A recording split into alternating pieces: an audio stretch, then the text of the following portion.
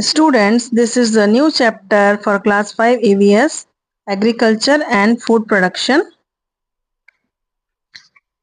Class 5 EVS के लिए हम नया चैप्टर स्टार्ट करने जा रहे हैं जिसका टॉपिक है agriculture and food production. What are the learning objectives? इस चैप्टर में हम क्या क्या सीखेंगे. Number 1, agriculture and differentiate between food crops and cash crops.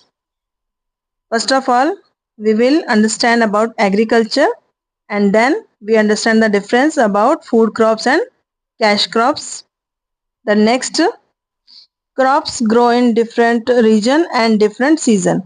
What are the difference between crops grow in different regions and different seasons? The next objective,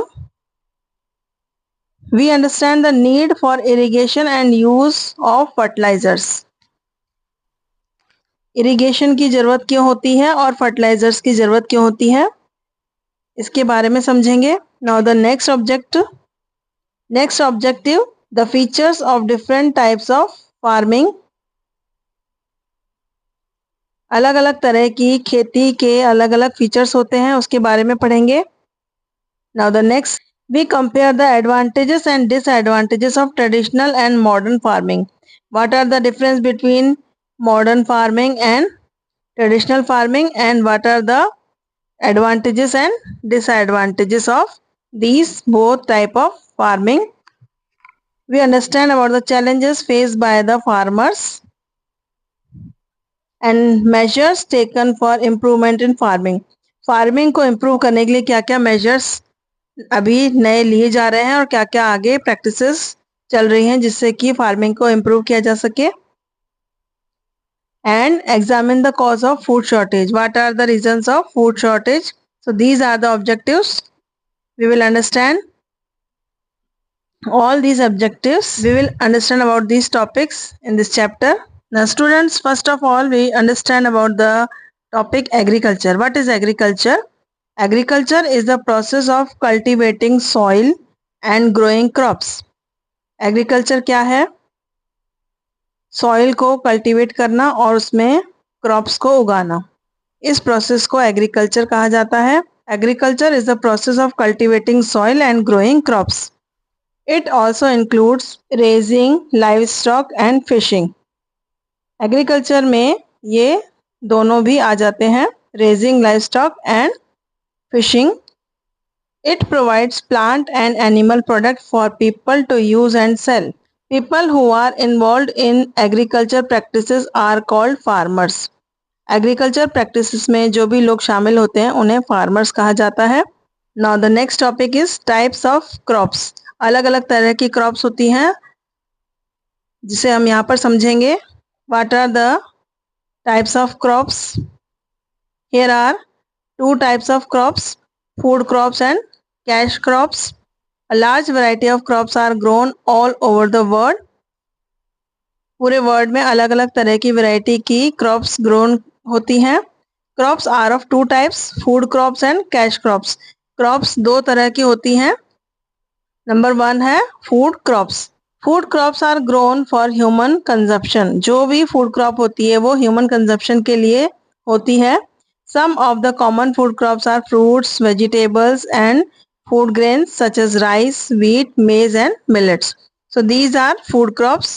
Cash crops are grown for selling in the markets and earning profits. Some of the common cash crops are cotton, jute, tea, coffee, oil seeds, spices and sugarcane. बहुत छोटे level पे जो food crops उगाए जाते हैं, जो food crops होते हैं वो ह्यूमन यूज़ के लिए होते हैं और जो कैश क्रॉप्स होते हैं वो बहुत बड़े लेवल पे होते हैं और जिससे कि अर्निंग प्रॉफिट्स होते हैं. So these are two types of crops, food crops and cash crops. Different crops grow in different regions depending on the type of soil and climate of the place. अलग अलग climate और अलग अलग types के soil के according crops अलग अलग grow की जाती हैं. For example, in India, rice grows well in West Bengal, Andhra Pradesh, Telangana and Tamil Nadu. जो राइस होता है वो वेस्ट बंगाल, आंध्र प्रदेश, तेलंगाना, तमिलनाडु में होता है, क्योंकि उसके लिए क्लाइमेट और सॉइल टाइप सुटेबल होती है। Now the next, wheat grows well in Punjab and Haryana. जो व्हीट होता है वो पंजाब हरियाणा में ग्रो किया जाता है। The crops grown in a place influence the food habits of the people.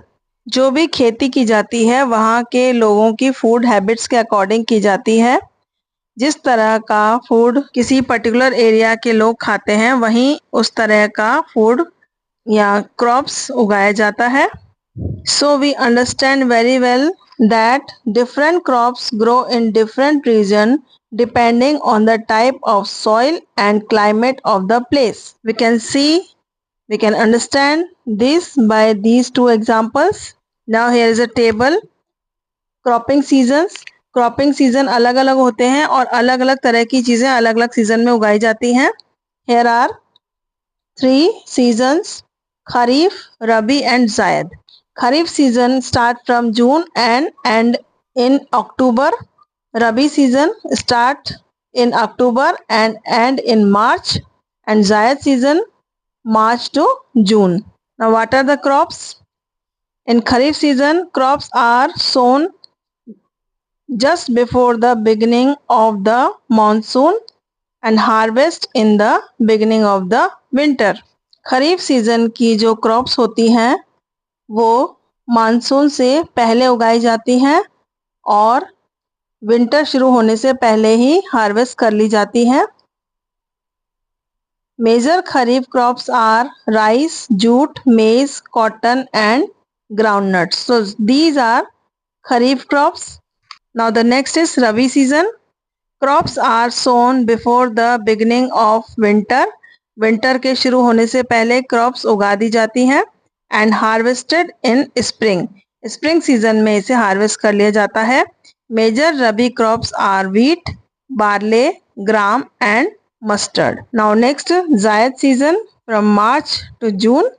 Crops grown in the short season are watermelon, muskmelon and cucumber. So these are 3 seasons according to complete year and these are the crops grown in these particular seasons.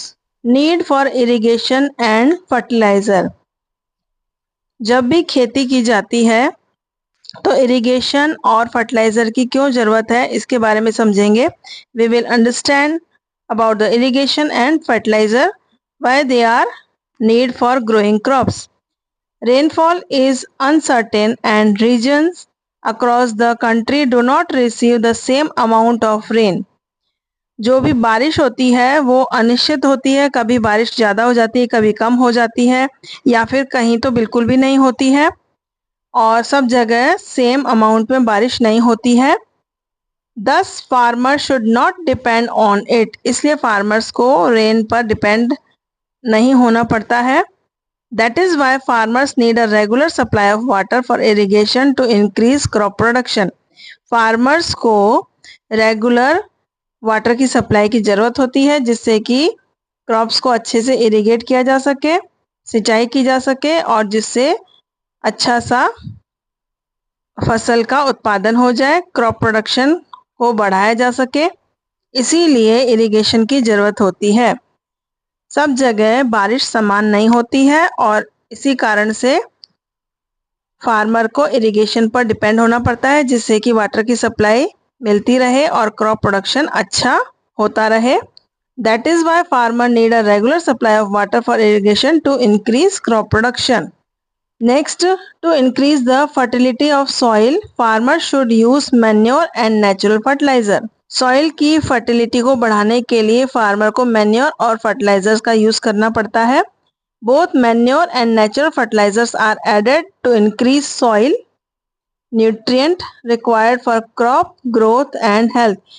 Crop की growth और health के लिए और इसके अलावा soil के nutrients को बढ़ाने के लिए फार्मर्स को फर्टिलाइजर्स, नेचुरल फर्टिलाइजर्स और मैन्योर को ऐड करना बहुत ज़रूरी होता है। So these are the reasons farmer need irrigation and fertilizer for crops. Different types of farming. What are the different types of farmings? We will understand about this topic.